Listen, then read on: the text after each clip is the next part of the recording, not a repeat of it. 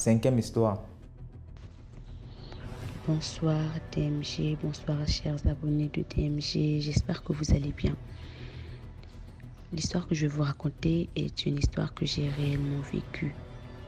C'est pas des ho-ho, c'est pas des qu'on est venu me raconter, non, c'est une histoire que j'ai vécue. Je suis congolaise de Brazzaville et donc en 2015, j'étais à Pointe-Noire. En 2015, je passe en terminale, je vais dans un lycée et je fais la rencontre d'un ami.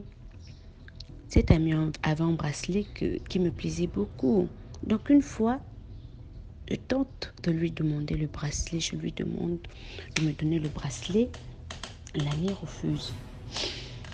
J'insiste, je dis donne-moi le bracelet. J'ai aimé. Il me dit que le bracelet que j'ai, c'est une amie qui me l'avait donné. Je ne peux pas. Qui me l'avait offert, je ne peux pas te donner. J'insiste jusqu'à ce qu'il me sorte une histoire que non, mon ami là avait des esprits, des os et je ne peux pas te donner. Je dis non, c'est juste un prétexte. Tu veux juste pas me donner, mais moi je le veux. L'ami me donne le bracelet. Je porte le bracelet de 2015 à 2018. Donc en 2015, je manque le bac. Je change de lycée. Je vais dans le lycée où il y a mes frères et sœurs. 2016. 2016. Je manque encore le bac.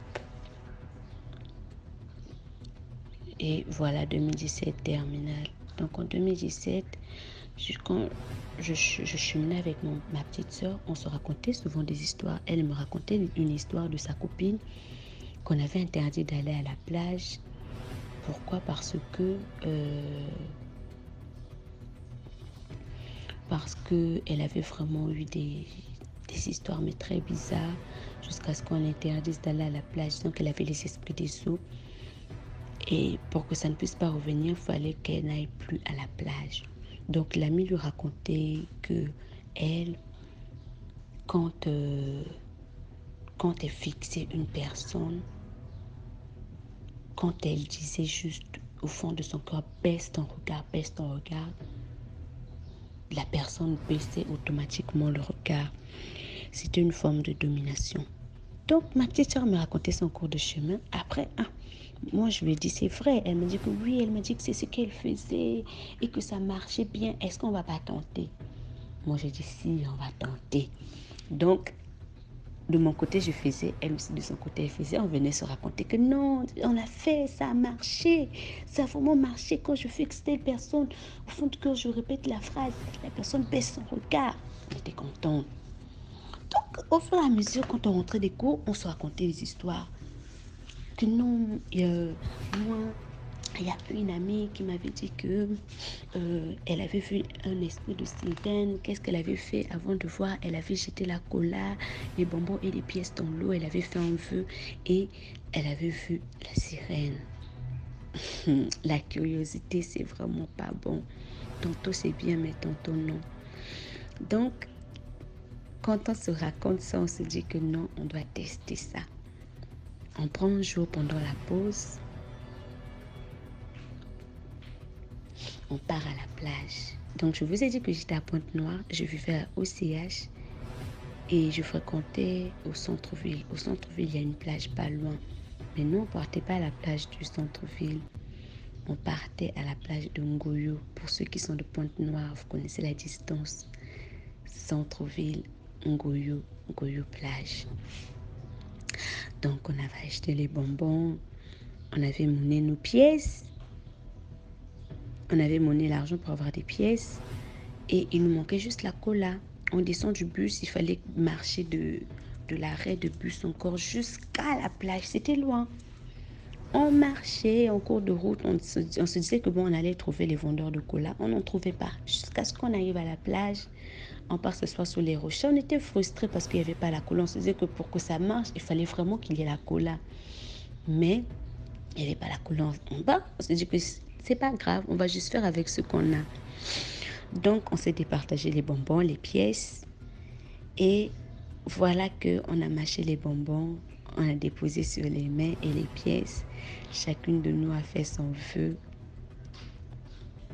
Et moi, j'avais fait le vœu de voir la sirène.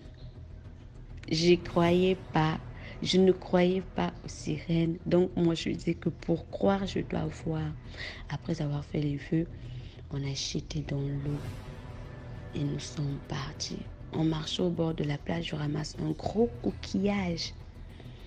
Un coquillage que j'ai commencé à utiliser comme un téléphone pour parler aux esprits des sourds. Juste comme ça, je vous jure que je prenais toujours ça pour la blague. Donc, j'avais un sex friend dans la classe.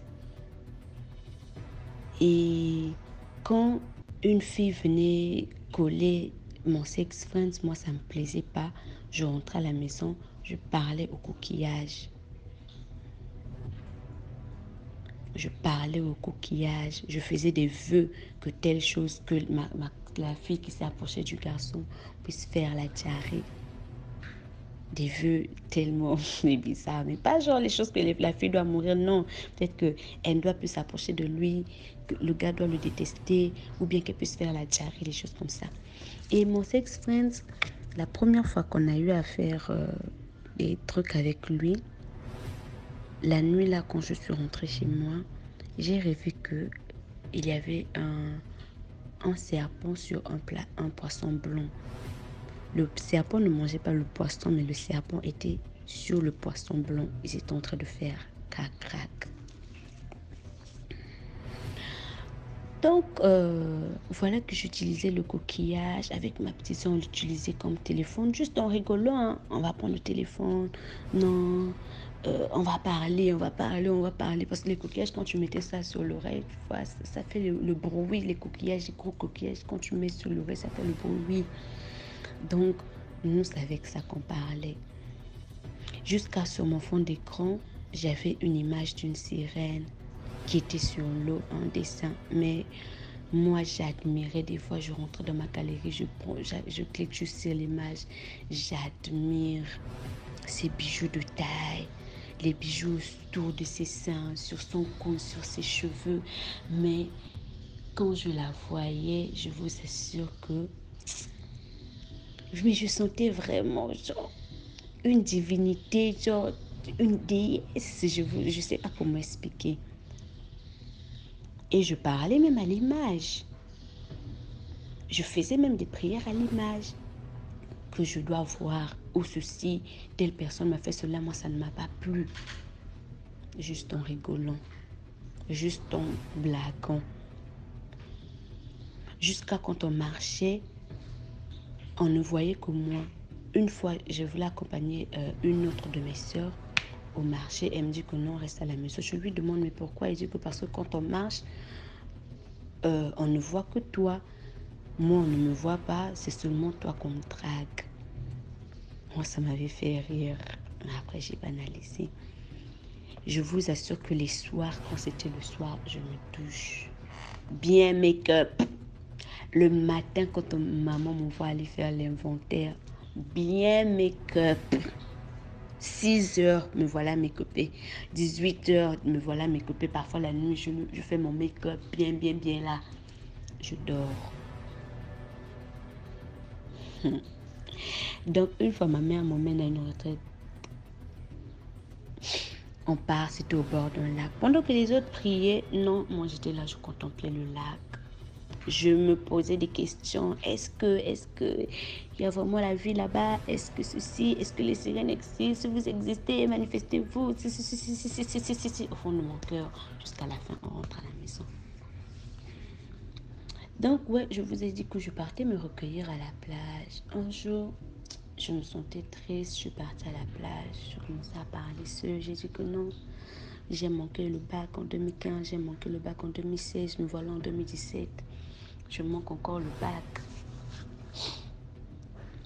Cette année, c'était à quelques jours du bac, oui. J'ai dit que non, quand ça sera le jour des épreuves, je n'irai pas je n'irai pas pour moi faire les épreuves. Je sais que je vais manquer le bac. Je sais que je vais manquer le bac. Donc, au lieu d'aller à la salle d'examen, je viendrai pour moi à la plage. Je viendrai passer mon temps ici parce que je sais que mon nom ne va pas sortir sur la liste des admis. C'est ce que je me disais dans ma tête, que je ne vais pas pouvoir faire le bac. Je sais que je vais manquer. Au lieu de partir faire le bac, je viendrai à la plage pendant ces 4 jours-là. Je viendrai à la plage. Donc, je rentre à l'école. C'était pendant la pause. Après la pause, je rentre à l'école. Après, mes amis me trouvent triste. Qu'est-ce qu'il y a? Je commence à dire que non, moi, je suis fatiguée. Comment je fais que manquer? Tout. Depuis 2015, je fais le bac. Ça ne marche pas. J'ai envie d'abandonner. Mes amis m'ont remonté le moral. Donc, après, c'est passé. J'ai fait le bac. Et j'étais finalement partie à la salle d'examen. Mais j'avais manqué le bac. J'avais encore manqué le bac pour une 3e fois. Et donc, je continuais toujours dans mes trucs. Voir la sirène, si réellement tu existes, je dois te voir avec la queue bien là, comme on voit dans les films. Je vous dis que je dormais dans une chambre où il y avait juste la douche à côté avec ma petite soeur. Donc, je sentais des présences la nuit. Je sens les présences. Je sens les présences juste quand j'ai peur de me lever pour aller faire pipi à quelques pas de la douche. J'ai peur. Je réveille ma petite soeur pour qu'elle m'accompagne et m'attende devant la porte pendant que je fais mes besoins. Et je sentais les présences. Elle aussi, parfois, elle me dit que non, je sens aussi les présences. Donc, un jour, en mois de septembre, je pars en retraite spirituelle avec ma tante pour 4 jours. Désolée, l'histoire sera un peu longue. Elle est longue. Donc, je pars à une retraite spirituelle au monastère de Luango. En cours de chemin, pas loin du monastère, je remarque qu'il y avait la mer derrière. Oh, mes yeux n'étaient que fixés là-bas. Jusqu'à ce qu'on arrive. Et je me rends compte que la plage, la mer n'était pas loin du monastère. Je dis que bon, c'est pas grave. On est arrivé en retard. Demain, je vais partir voir ça de près. Donc, demain arrive, bam. Je me lève le matin et tout. Je fais mes trucs vers midi. Je me mets à me balader. Je commence à me balader jusqu'à ce que je vois le chemin qui mène à la plage. Mais il y avait une petite forêt avant d'y arriver. Je me dis que, non, là, il n'y a personne tout autour de moi. Comme pas loin, il y avait un forage. Je dis qu'il n'y a personne ici. Imagine qu'en marchant, il y a des gens dans les herbes, dans les bois là-bas, on m'attrape, on me fait du mal. Mais mon cœur battait tellement fort, j'avais l'impression que quelque chose m'attendait là-bas. Du coup, mon esprit n'était pas tranquille. J'ai dit que bon, c'est pas grave. Demain, je vais repartir. Demain, en tout cas, je dois repartir. Donc, je fais retour. Je fais marche arrière. Je continue à visiter d'autres lieux. Je visite. Quand je rentre, je vois que les autres faisaient la méditation. On me dit que tu étais où? J'ai dit que non, j'étais juste allée me balader et tout. Donc, le lendemain, je me lève avec ma décision d'aller aujourd'hui à la plage, traverser la petite forêt, voir ce qui m'attend là-bas. Parce que mes idées, c'était seulement là-bas. Donc, je me lève et tout. Je fais mes choses et au moment où je m'apprête à partir, le berger m'aperçoit. Il m'arrête. Il me dit, tu vas où? Je lui dis que je me balade. Il dit que non. Hier, on te cherchait, on ne t'a pas vu. Tu étais passé où? Je lui ai dit que j'étais juste allée me balader. Il sourit. Il me dit, je te surveille de près. Aujourd'hui, tu ne vas pas sortir. Ah, moi qu'il a caché mes plans. Comment ça? Vraiment, moi, j'ai dit qu'aujourd'hui, je dois aller voir la plage. Je dois aller voir ce qui m'attend là-bas. Il m'interdit de sortir. Il m'avait demandé de m'asseoir à côté de lui. J'étais restée assise à côté de lui jusqu'au soir.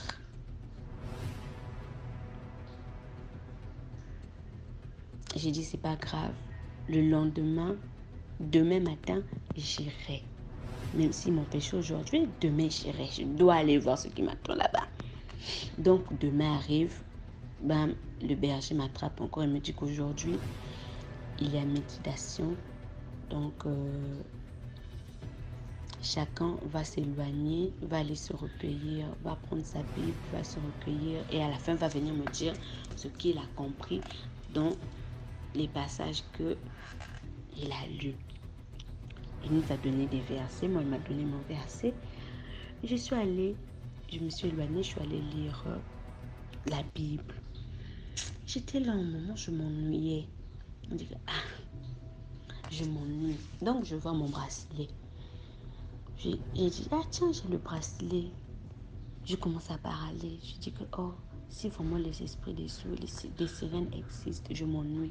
Envoyez-moi quelqu'un avec qui je vais parler parce que je m'ennuie.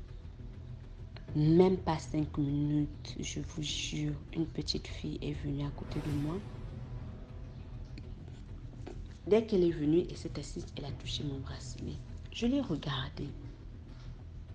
J'ai souri au fond du cœur. J'ai dit, donc vous m'avez envoyé une petite fille. Vous n'allez pas croire que si je vous dis que jusqu'à quand je voyais les œuvres, je ne croyais toujours pas. Moi, je voulais voir la queue. Donc, la petite fille, elle était là et tout. Elle commençait à jouer avec moi. J'ai dit non, moi, au fond du cœur, j'ai besoin d'une grande fille avec qui je veux causer, pas une petite fille. Du coup, je me lève. Je vais m'asseoir sur les bancs. Comme c'était un monastère, il y avait des bancs à l'extérieur qu'on avait sortis. Parce qu'il y a on formait des séminaristes là-bas, ouais. Donc, je m'assois sur le banc, j'étais là, et voilà qu'il y a une fille, à peu près même âge que moi, qui vient s'asseoir à côté de moi. On commence à causer. Un moment, me propose d'aller cueillir des mangues, comme il y avait des manguiers dans le monastère. Donc, on se lève, je laisse ma Bible, je laisse ce qu'on m'avait demandé de faire. Me voilà en train d'aller cueillir des mangues avec elle. On a cueilli jusqu'à 18h, on rentre. Le berger m'attrape. Il me dit, moi je t'ai demandé d'aller méditer, voilà que tu es allé, je laissé commencer à aller cueillir les mangues. Donc il me fait asseoir, il me dit, qu'est-ce que tu as compris dans le passage que je t'ai donné? J'ai commencé à inventer, il a compris que je n'avais pas lu. Après, il me demande de l'expliquer ma vie spirituelle. Donc j'ai commencé à relater ce que je vivais, ce que je sentais, ce que j'avais fait, même le rêve avec mon ami, le serpent et le poisson et tout, je l'explique. Il dit, c'est pas grave. Le soir, il y avait la nuit de prière. Donc, pendant avant la nuit de prière, il y a une nuit, donc une nuit avant la nuit de prière, on dormait. Et voilà qu'une dame de la salle où on dormait se réveille en sursaut et commence à prier. Elle prie. Vous emmenez vos esprits ici, vos esprits des eaux, nanana, vous emmenez ça ici. Quand vous venez dans ce genre de lieu, laissez vos esprits à l'extérieur. Il y a des gens de nanana. Elle commence à parler. Et à mon réveil, quand je m'étais levée le matin, les gens me regardaient bizarrement. Moi, je ne comprenais pas. Donc, à la nuit de prière, on prie. C'était tellement chaud, que, à un moment, j'étais rentrée dans la profondeur, dans les prières. J'ai commencé à sortir comme si mon ventre chauffait, Et il y a comme si quelque chose qui remontait, qui voulait sortir, mais je n'arrivais pas à sortir ça de ma bouche. C'est comme si je voulais cracher quelque chose, vomir quelque chose, mais je n'arrivais pas. Donc après ça, les gens ont commencé à parler, on ne priait plus, on commençait à genre, comment, modéré, je peux dire modéré. Et à un moment, la prière chauffe encore. Quand ça chauffe, j'étais debout, je commençais à prier encore. Je prie, je prie, je prie. Mon corps commençait à trembler. Pendant que je priais, je tremblais. Je n'étais plus en équilibre. Je continuais à prier, je priais. Et à un moment, j'ai senti des gens derrière moi qui m'ont touché. Dès qu'ils m'ont touché, mais j'ai crié, je suis tombée. J'ai commencé à me manifester. Les gens m'ont attrapé. 4 personnes m'ont attrapé. J'ai commencé à résister, me manifester. On m'emmenait au milieu de la cour, là où on déposait les gens qui se manifestaient. Je me suis manifestée, je commençais à rouler, je faisais des gestes bizarres, je criais, je faisais des gestes bizarres. J'étais avec ma tante, elle était tout au fond, donc elle ne voyait pas. C'est le lendemain que je lui raconte ce qui s'était passé. Donc, on rentre dans la ville. Quand on rentre dans la ville, on partait toujours à la messe de malade. À la messe de malade aussi, je tombe une fois. Donc, bref, quand j'avais manqué le bac en 2017, je me suis dit que bon, je veux changer de vie, je veux partir à Brazza pour faire mon bac, question de m'éloigner des gens. Voilà que mon père accepte, donc je pars à Brazza. J'emporte mon coquillage avec moi. Arrivé à Brazza, je ne pouvais pas prendre une douche. Je ne pouvais pas prendre une douche sans qu'il n'y ait un miroir devant moi. C'est-à-dire que je dois avoir le miroir devant, même si c'est un petit morceau. Quand je pars de la douche, je prends un morceau, bam, il y a le miroir dans l'eau. Dès que j'arrive, j'installe le miroir de telle sorte que je vois tout mon corps pendant que je me lave. Donc, c'est ce que je faisais, toujours avec mon coquillage. Je parlais au coquillage la nuit. Et un jour, ma tante me confie un prêtre qui me suivait spirituellement. Donc, le prêtre, il prie pour moi, il prie. Au moment où j'ai commencé à me manifester, de l'autre côté, il y avait un autre prêtre qui était en train de faire la délivrance à une fille. Moi, de mon côté, il y avait aussi un autre prêtre qui me faisait, genre, il me parlait un peu. Après, un moment, je commençais à me sentir bizarre. Comme le prêtre, en fait, s'était fatigué, il a dit, on va continuer demain. C'était dans la sacristie. Pendant qu'on sort, celui qui priait pour moi, il me dévance, il sort. Moi, j'essaie de sortir. L'autre prêtre qui priait pour l'autre femme m'arrête. Il me dit, comment tu vas? Je lui réponds, ça va. J'allais partir. Il me dit, attends. Il me dit, comment tu te sens? Je le regarde comme lui-même, il dit que le regard que je lui avais lancé, mais c'était un regard, mais vraiment un vilain regard. C'est ce qu'il m'avait dit à la fin. Donc, il me dit, comment tu te sens? Je dis bien, avec la colère. Je pars, il dit, non, reste là. Aïe. Pendant ce temps, celui qui priait pour moi, il m'attendait devant la porte. Il me dit, comment tu te sens? Je le regardais avec un regard méchant. Il dit, oh, tu veux pas répondre? D'accord. Comme tu veux pas répondre, toi, pour sortir d'ici, tu dois dire, Jésus-Christ sauve-moi, Jésus-Christ guéris-moi. Si la phrase là était sortie de ma bouche, il dit, dis Jésus-Christ sauve. Tu veux sortir, dis juste Jésus-Christ sauve-moi, Jésus-Christ délivre-moi. Je n'arrivais pas à dire ça. Donc, il avance au fur et à mesure qu'il avance vers moi. Moi, je commençais à trembler. Il dit, Jésus-Christ sauve-moi, Jésus-Christ guéris-moi. Je commençais à trembler, j'ai commencé à pleurer. Dès qu'il m'a touché seulement, j'ai crié. L'autre prêtre est venu. Moi, quand je me manifeste, je sais tout ce que je fais, mais je ne me contrôle pas, mais je sais tout ce que je suis en train de faire. Donc, il me fait slow, il me met en cercle, il me demande de passer autour. Rien du tout. C'était vraiment dur. C'était dur, mais j'avais une force là. Je vous assure que la force que j'avais moi-même, je ne comprends pas. Juste quand j'ai soulevé un prêtre qui était assis, je l'ai tiré, je l'ai fait lever. Je me suis débattue. Je me suis débattue. On me disait comment tu t'appelles. Le nom ne sort pas. Répète cette phrase. Rien du tout. Rien du tout. Après un moment, je me suis calmée. Le prêtre en question, on va l'appeler l'abbé Ben. L'abbé Ben, c'est lui qui me demandait de dire Jésus-Christ, sauve-moi, Jésus-Christ, guéris-moi. Et celui que ma tante m'avait confié, on va l'appeler l'abbé Jacques.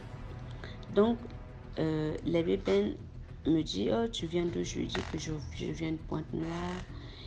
Il me dit, raconte-moi, parle-moi un peu de toi. Je lui parle de moi, je lui parle de ce que j'ai vécu à Pointe-Noire. Après, il dit, je vais te suivre. Et il parle à l'abbé Jacques, il lui dit que, mais comment tu pouvais le laisser sortir alors que tu n'as pas fini de prier? Tu vois comment elle s'est manifestée, pourquoi tu lui as laissé sortir? Tu n'as pas fini de prier pour elle. Après, l'abbé Jacques dit que non, j'étais fatiguée, je voulais poursuivre ça avec elle le lendemain. Donc, c'est plus l'abbé Jacques qui me suivait spirituellement, c'était maintenant l'abbé Ben. Et l'histoire est très longue, mais je vais résumer. J'ai eu beaucoup de séances de prière, beaucoup de séances de délivrance pour que je puisse m'en sortir. On m'a délivré pour une première fois, deuxième fois, je repartais toujours. On me délivrait, je repartais toujours. Je repartais toujours. J'ai fait les neuvaines, j'ai fait les grottes, les 9 grottes. Je m'étais vraiment... Au début, je ne m'investissais pas, je prenais ça toujours pour la rigolade, jusqu'à ce que l'abbé Ben me dit que si tu ne prends pas au sérieux ce qui se passe, ça te regarde, c'est ta vie. Ce que tu as fait, ça sera difficile pour toi de t'en sortir. Pourquoi? Parce que c'est toi qui as cherché. C'est toi qui as provoqué. Et ça sera très difficile pour toi. Du coup, tu dois arrêter. Si tu as des choses avec toi, si tu fais des pratiques, arrête avec.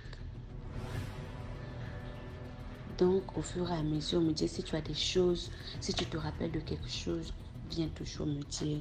Je m'étais rappelé que j'avais le coquillage. Je lui avais donné le coquillage. Donc, après, c'était la période les 7 semaines. Et pendant que je faisais les 7 semaines, dans le groupe où j'étais, la maman, au fur et à mesure qu'on priait, je me souvenais que j'avais des trucs. Donc, je lui avais montré mon téléphone. J'avais les têtes de mort, j'avais les visages bizarres de mon téléphone. J'avais l'image toujours de la sirène là. La maman là m'avait demandé de tout supprimer. J'ai tout supprimé. Et jusqu'à ce qu'un jour je dors, je rêve du bracelet. Et je me souviens que tiens, je porte ce bracelet depuis 2015. Donc, je prends le bracelet, je remets à la maman qui était responsable du groupe dans lequel j'étais. Donc, je lui remets le bracelet et j'avais même des tics, genre quand je restais comme ça, je bougeais ma tête comme ça, ma tante, jusqu'à ce que ma tante vienne m'en parler. Elle me dit que quand tu es calme, tu bouges ta tête, tu bouges tes pieds, c'est comme si tu étais dans l'eau, tu nageais, tu dois arrêter ça, tel qu'elle m'avait dit. J'avais arrêté au fur et à mesure, elle m'a aidé avec des nouvelles, elle m'a aidé avec des prières de délivrance. Je suis allée à la montagne. En tout cas, c'était vraiment, vraiment, vraiment dur pour moi de m'en sortir. C'était vraiment dur parce que c'est un truc que j'avais provoqué moi-même, que je prenais à la légère. Et le prêtre m'avait dit que si je n'arrêtais pas avec, ça allait soit me poursuivre, soit poursuivre mes enfants, soit aller de génération en génération. Et moi, ça m'avait fait peur.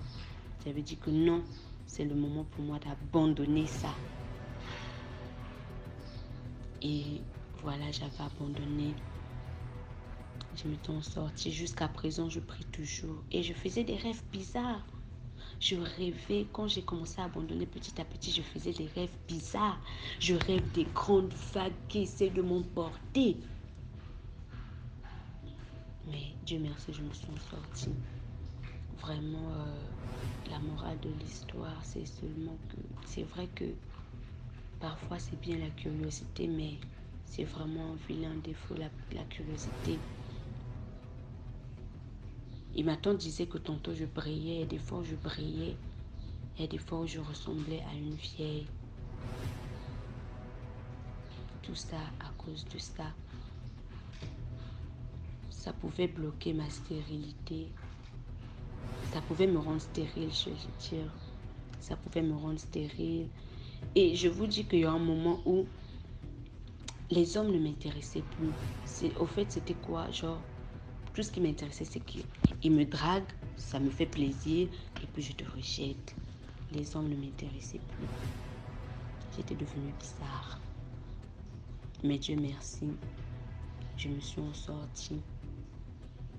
Et c'était pas facile. C'était pas facile. Donc voilà mon histoire. Ça a pris du temps. J'ai longtemps réfléchi avant vraiment de raconter. Et j'ai supprimé plusieurs fois, les notes. J'espère que ça va vous édifier. Et merci encore.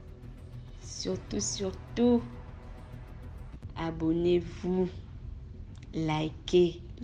Faites comme moi. Moi, avant même de regarder le contenu, je like d'abord et puis je regarde le contenu. Likez, partagez, abonnez-vous. Agrandissez la famille. Donc, merci et bonne soirée à vous. Merci beaucoup pour l'histoire. Maintenant, on passe à la 6e histoire. Commentez, likez.